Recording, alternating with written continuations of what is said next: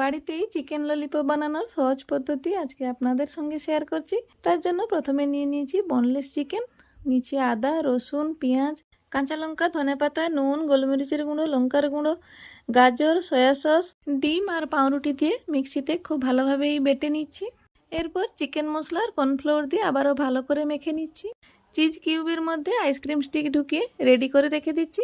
হাতে তেল বা জল লাগিয়ে ডো থেকে কিছু তুলে নিয়ে হাতে চেপে নিয়ে মাঝখানে চিজ স্টিক ঢুকিয়ে খুব ভালো করে মুখ বন্ধ করে ললিপপের শেপ দিয়ে দিচ্ছি। এবার ললিপপগুলোকে ব্রেড কামে কোট করে রেডি করে নিচ্ছি। সবগুলো ললিপপ কোট করা হয়ে গেছে। এবার তেল গরম হয়ে গেছে, একে একে ছেড়ে দিচ্ছি। প্রথমে হাই ফ্লেমে, তারপর মিডিয়াম ফ্লেমে উল্টে পাল্টে একে লাল করেই ভেজে নিতে হবে, যাতে ললিপপ ক্রিস্পি হবে আর খেতে ভালো লাগবে। সবগুলো ললিপপ ভাজা হয়ে গেছে। এইভাবে নতুন নতুন রেসিপি দেখার জন্য আমার চ্যানেলটিকে লাইক এবং সাবস্ক্রাইব করবেন। জয় জগন্নাথ।